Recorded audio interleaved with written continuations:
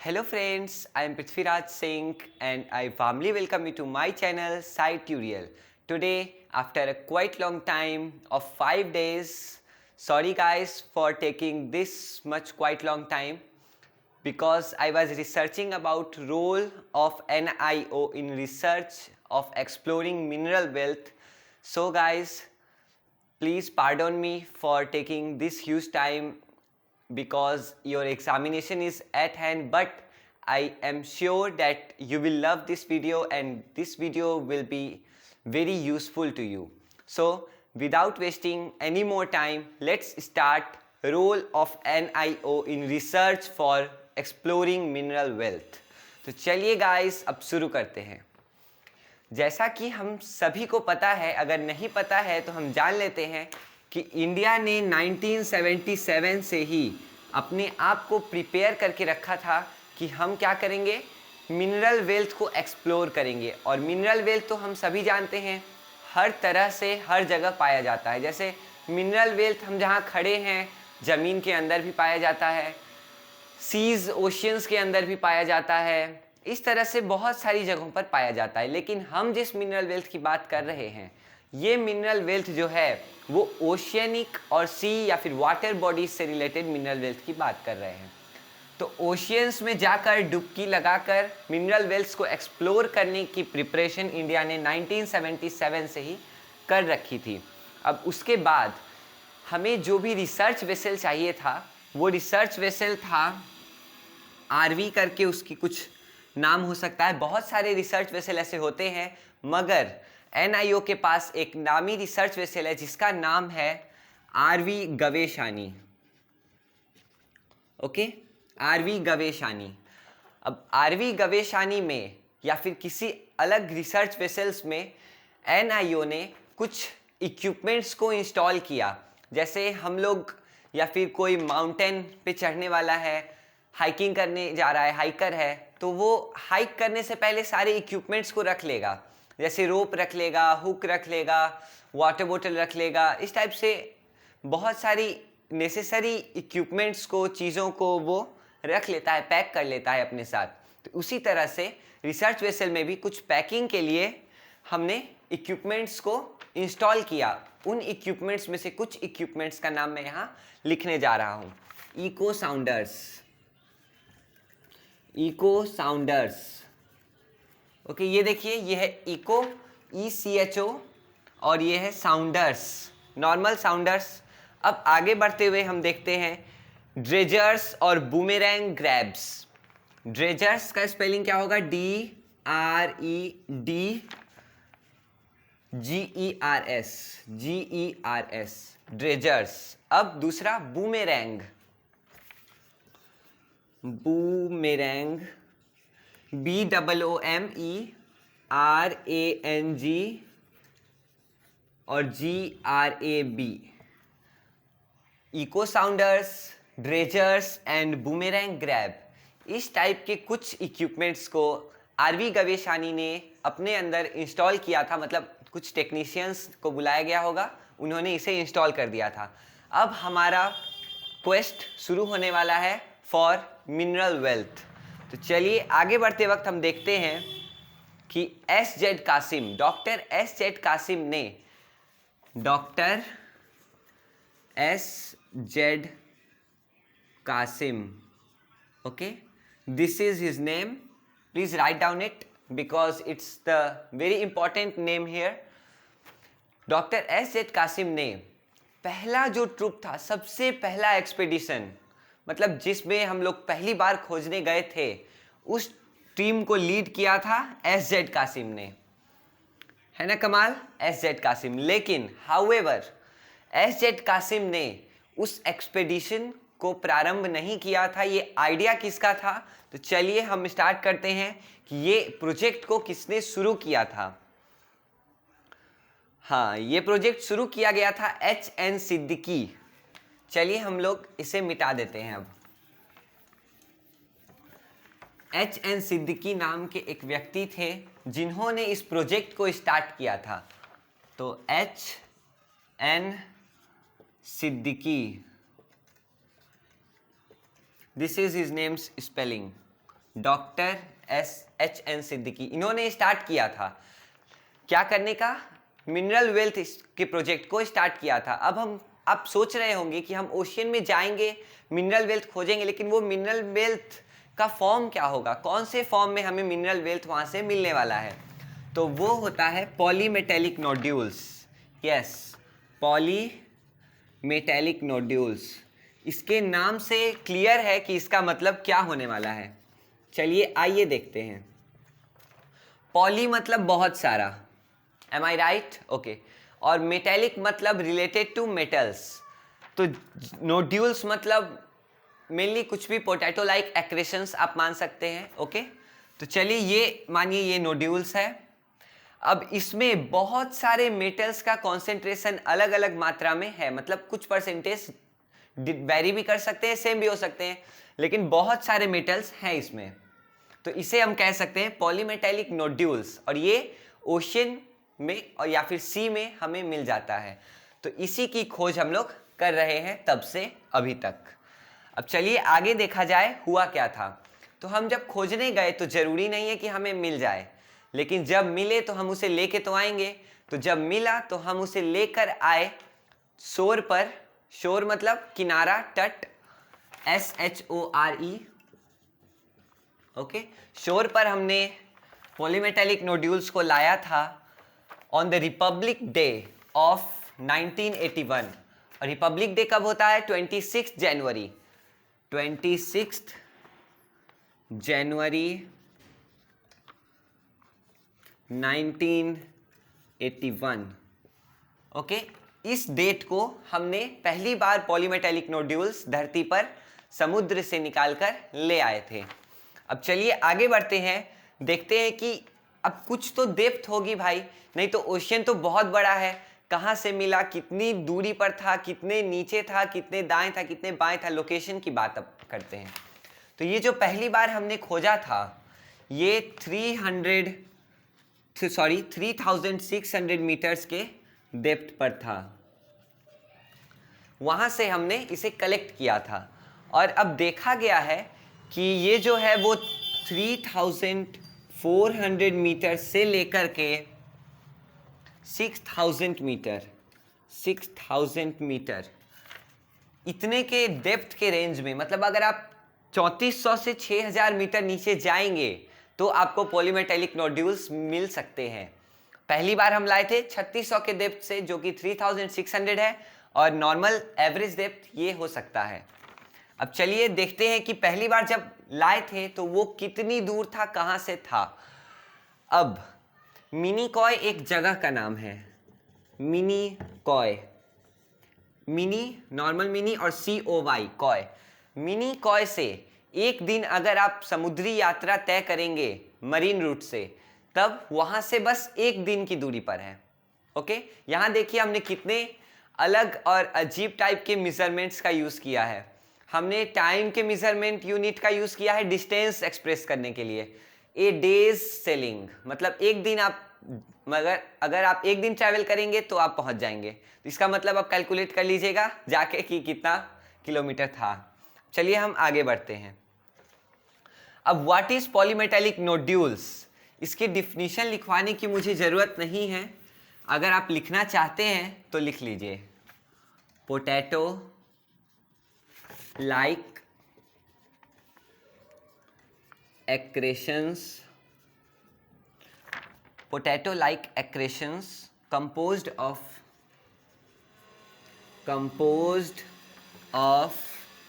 minerals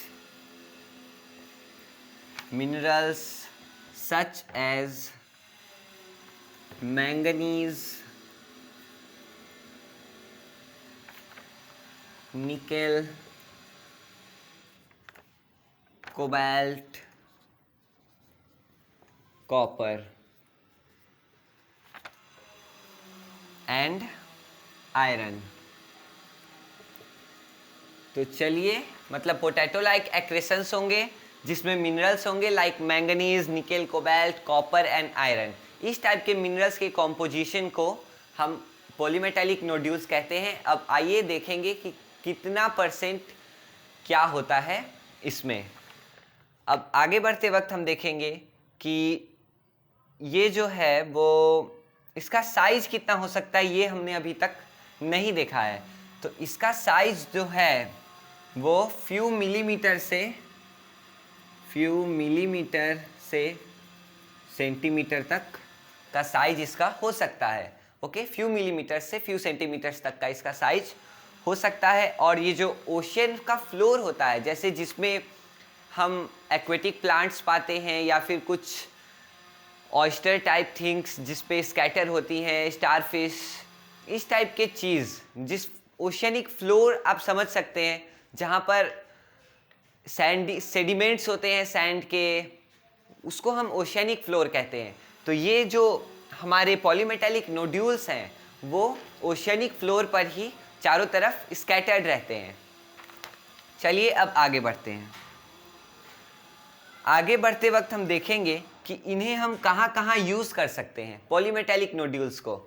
देखिए, इसमें metals हैं और इलेक्ट्रिसिटी में हमने पढ़ा था कि हम इससे इलेक्ट्रिसिटी जनरेट कर सकते हैं। एम आई राइट? यस।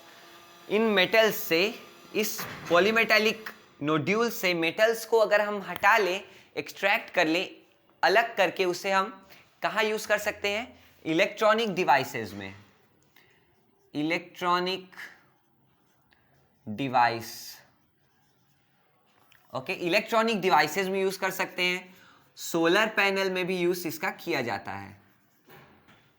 तब आप सोचिए कि कितना अमेजिंग थिंग है ये। इलेक्ट्रॉनिक डिवाइस और सोलर पैनल में हम इसे यूज़ कर सकते हैं। अब चलिए हम आगे बढ़ते हैं।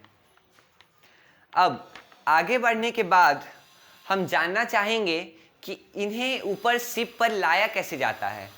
क्या शिप नीचे जाती है सबमरीन की मदद से, या फिर कोई डाइव करके जाता है, लेकर आता है, या फिर क्या होता है?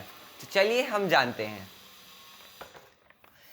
इसके मेनली 3 मेथड्स हैं पॉलीमेटालिक नोड्यूल्स को ऊपर शिप पर लाने के। उनमें से पहला है hydraulic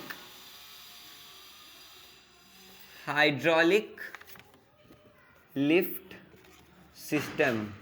okay, hydraulic lift system के नाम से पता चल रहा है। What do you mean by hydraulic? Hydraulic term is related to water. Okay, suppose anything related to water, we say hydrophobia, hydrilla. So hydraulic means water का use हम लोग करने वाले हैं इसमें। अब चलिए इसमें क्या होता है मैं आपको रीड आउट करता हूँ, फिर मैं इसे समझाऊंगा। In this method, 2 collecting heads suck nodules and bring them on the ship.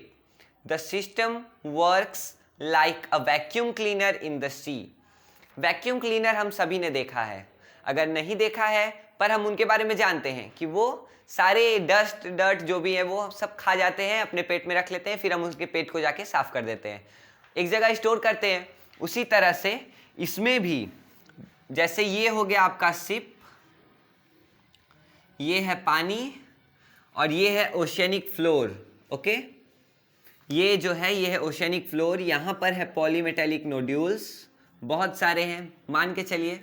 तो आपके शिप से 2 पाइप लाइक स्ट्रक्चर्स आएंगे,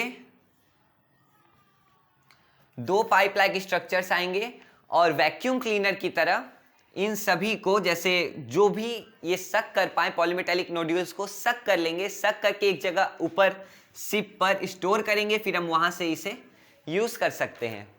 आप समझ गए हाइड्रोलिक लिफ्ट सिस्टम। अब दूसरे सिस्टम की बात करते हैं। What is second system? अब आता है air lift system. Air lift movie आई है, बहुत लोगों ने उसे देखा भी होगा। चलिए, तो ये नाम याद करने में तो कठिनाई नहीं होने वाली है। Second number is air lift system. Air lift system, air lift system में क्या होता है? It essentially consists of a pipe and its head reaching the sea bed from the ship. The pipe pulls the nodules upwards using air pressure and dumps them on board the ship. अब देखिए, इसमें भी कुछ इसी तरह का होता है, लेकिन सिर्फ और सिर्फ मानिए ये है ओशियनिक बेड, यहाँ पर बहुत सारे पॉलीमेटेलिक नोड्यूल्स हैं ये सब। अब हमारे शिप से सिर्फ और सिर्फ एक ही पाइप आएगी, और ये पाइप जो है एयर प्रेशर के कॉन्सेप्ट को यूज करते हुए इन पॉलीमेटेलिक नोड्यूल्स को ऊपर की तरफ खींचेगी और ऊपर की तरफ खींचकर शिप पर ले आएगी। फिर हम शिप पर से उसे यूज कर सकेंगे जैसे मन करे वैसे। एयरलिफ्ट सिस्टम भी हम समझ गए। अब हमारा थर्ड आता है कंटिन्यूअस बकेट सिस्टम। ये जो है ये सबसे चीप और सबसे कन्वीनियंट मेथड है। कन्वीनियंट कहने का मतलब है कि बहुत ही अच्छे से, और चीप कहने का मतलब है कि सबसे, इसमें मतलब जो भी एक्सपेंसेस हैं वो बहुत ही कम होते हैं। तो ये हमारा शिप था, अभी भी है। ये ओशन बेड है, यहाँ पर ये सब रहेगा। बस इस केस में यहाँ पाइप नहीं है। यहाँ पर एक केबल का इस्तेमाल किया जाएगा, ओके, जो शिप में भी कनेक्टेड रहेगा। एक केबल रहेगा और यहाँ से ही कुछ बाल्टी रहेंगे लटके हुए at a particular interval, and obviously और normally this interval is 25 meter. 25 meter का इंटरवल होता है दो बकेट्स के बीच में। अब ये केबल जब रोटेट करेगा, मतलब जब सर्कुलेट करेगा, तो बकेट्स में अपने आप पॉलीमेटेलिक नोड्यूल्स आते जाएंगे और ये बोर्ड पर आ जाएंगे। ये हमारा सबसे किफ़ायती और सस्ता मेथड है कंटिन्यूअस बकेट सिस्टम। अब हम आगे बढ़ते हैं। अब हम बात करेंगे कि जो NIO को मिले थे, NIO जो हमारा रिसर्च इंस्टीट्यूट है, उसको जो पॉलीमेटेलिक नोड्यूल्स मिले थे वो किस तरह के थे, उनका नेचर क्या था, फिजिकल अपीयरेंस, डेंसिटी, ये सब हम अभी बात करने वाले हैं। तो आइए देखें कि इसके साइज क्या थे। तो 8.5 to 9 सेंटीमीटर, 8.5 to 9 सेंटीमीटर के इसके साइजेस थे।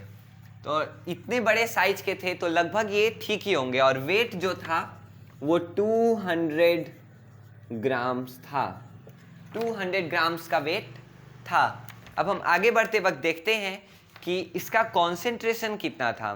तो 1 to 5 kg पर square kilometre, which means 1 to 5 kg पर स्क्वायर किलोमीटर। मतलब पर स्क्वायर के लिए 1 स्क्वायर किलोमीटर का एरिया मानिए एक है। अब उसमें लगभग 1 से 5 kg पॉलीमेटेलिक नोड्यूल्स पाए गए हैं। मानिए ये जो मेरे हाथ में पेपर है, ओके, ये इसका एरिया जो है वो है 1 किलोमीटर पर स्क्वायर, सॉरी 1 किलोमीटर स्क्वायर है इसका एरिया मान के चलिए।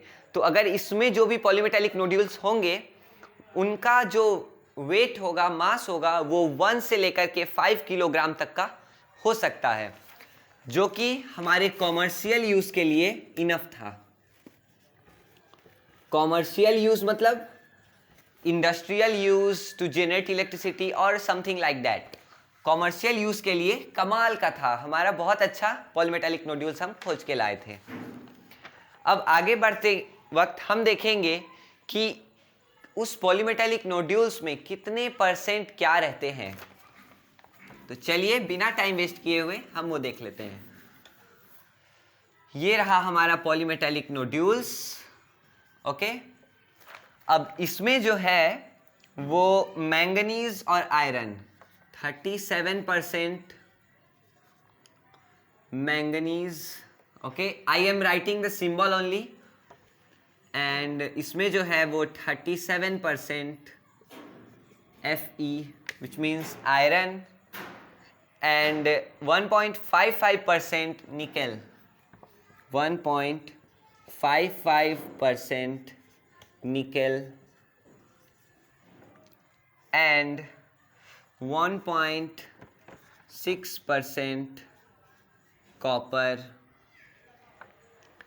Now लास्ट बचा है 0.99% ऑफ कोबाल्ट, 0.99% 0.99% कोबाल्ट। ये आप नोट कर लीजिए, बहुत ही कमाल की इंफॉर्मेशन है। एक पॉलीमेटेलिक नोड्यूल्स में मैंने यहाँ लोकेशन नहीं बताया है, इसमें पूरे में वो स्कैटर्ड रहता है सारे मेटल्स। कहीं का भी कॉन्सेंट्रेशन आप देखें तो एवरेज इतना आएगा। तो इसमें मैंगनीज है 37%, आयरन है 37%, कोबाल्ट है 0.99% एंड निकेल है 1.55% एंड कॉपर है 1.6%। हो सके तो आप इसे याद भी कर लीजिए। ये इंफॉर्मेशन कमाल की है, मैंने आपको पहले ही बताया। अब चलिए आगे बढ़ते हैं। NIO साइंटिस्ट्स का क्लेम है कि इस पॉलीमेटेलिक नोड्यूल्स में ट्रेसेस ऑफ गोल्ड भी है। गोल्ड के बारे में तो हम सभी जानते हैं, तो उनका कहना है कि इसमें गोल्ड भी है, लेकिन वो अभी श्योर नहीं है। गोल्ड भी है इसमें, हो सकता है। ओके, चलिए अब आगे बढ़ते हैं। आगे बढ़ते वक्त हम बस एक काम की बात कर लें कि ये जो एक्सट्रैक्ट करेंगे हम इसमें से ये सभी मेटल्स को जब एक्सट्रैक्ट करेंगे इस पॉलीमेटेलिक नोड्यूल से तो इसके लिए हमें कुछ टेक्निक्स की ज़रूरत पड़ेगी।